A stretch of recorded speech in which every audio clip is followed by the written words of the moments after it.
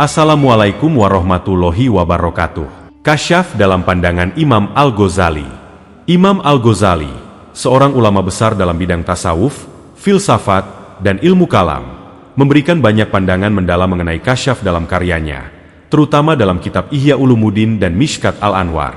Dalam pemikiran Al-Ghazali, kasyaf adalah bentuk penyingkapan hakikat yang diberikan Allah kepada hambanya setelah melewati perjalanan spiritual yang panjang.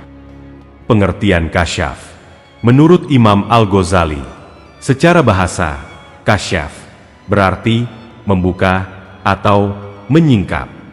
Dalam konteks spiritual, kasyaf adalah pengalaman batin di mana seseorang dapat melihat atau memahami hakikat sesuatu yang tersembunyi dari pandangan orang biasa. Menurut Imam Al-Ghazali, kasyaf bukan sekadar fenomena supernatural, tetapi lebih merupakan hasil dari penyucian hati dan kesungguhan dalam mendekatkan diri kepada Allah. Ketika hati seseorang telah bersih dari kotoran duniawi dan hawa nafsu, maka tirai, hijab, antara dirinya dan kebenaran akan terbuka.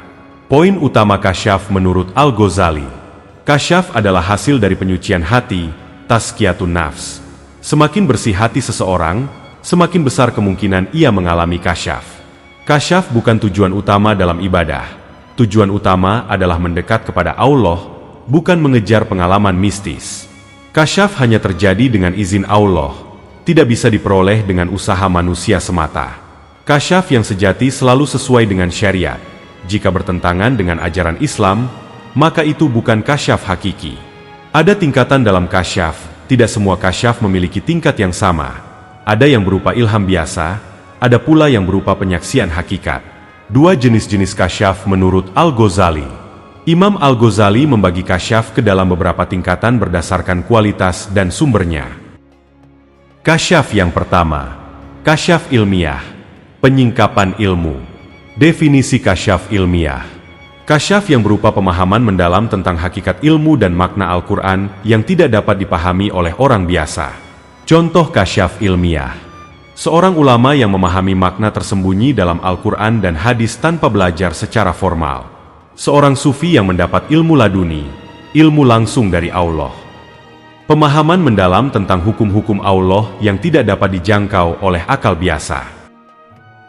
Kasyaf yang kedua, kasyaf ruyani, penyingkapan dalam mimpi.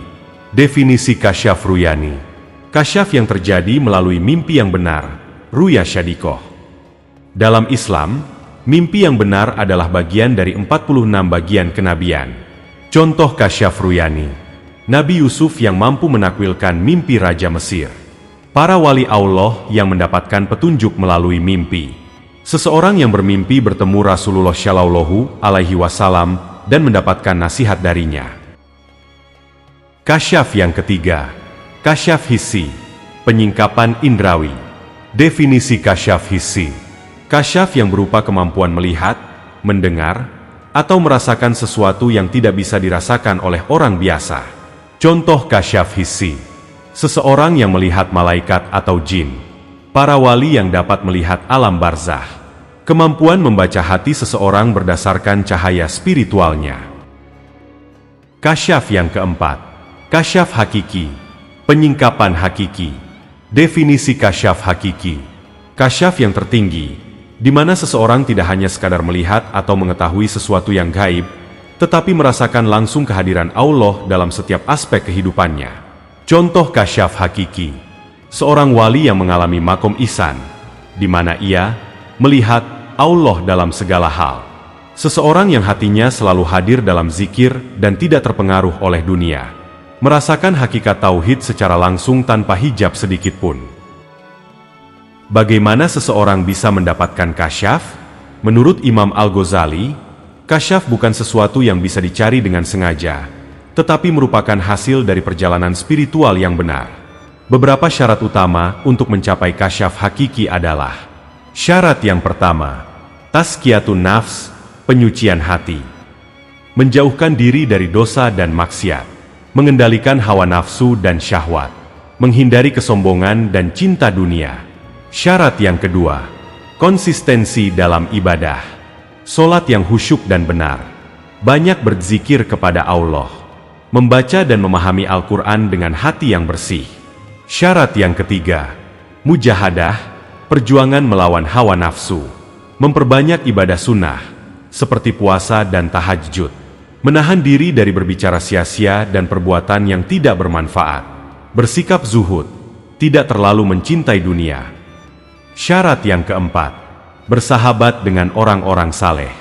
Imam Al-Ghazali menekankan pentingnya memiliki guru spiritual yang membimbing dengan benar. Jangan belajar agama hanya dengan akal, tetapi juga dengan hati yang bersih. Bahaya kasyaf yang salah. Imam Al-Ghazali juga memperingatkan bahwa tidak semua kasyaf berasal dari Allah.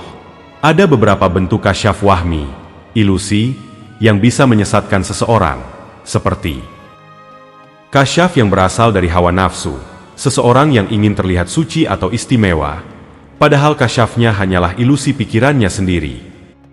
Kasyaf yang berasal dari setan, setan bisa menampakkan sesuatu yang menyesatkan, seperti mengaku sebagai malaikat atau bahkan Allah.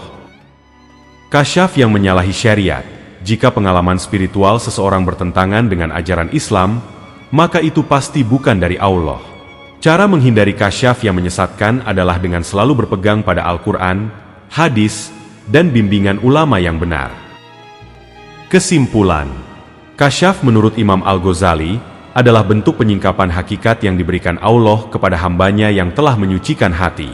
Kasyaf bukanlah tujuan utama dalam ibadah, tetapi merupakan anugerah bagi mereka yang telah mencapai makom tertentu.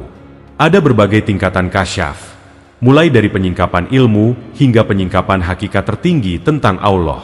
Kasyaf yang sejati selalu sesuai dengan syariat, sementara kasyaf yang salah bisa berasal dari hawa nafsu atau bisikan setan. Cara mencapai kasyaf hakiki adalah dengan tazkiyatun nafs, konsistensi ibadah, mujahadah, dan bimbingan dari guru yang saleh. Semoga penjelasan ini membantu dalam memahami kasyaf menurut Imam Al-Ghazali dengan lebih mendalam.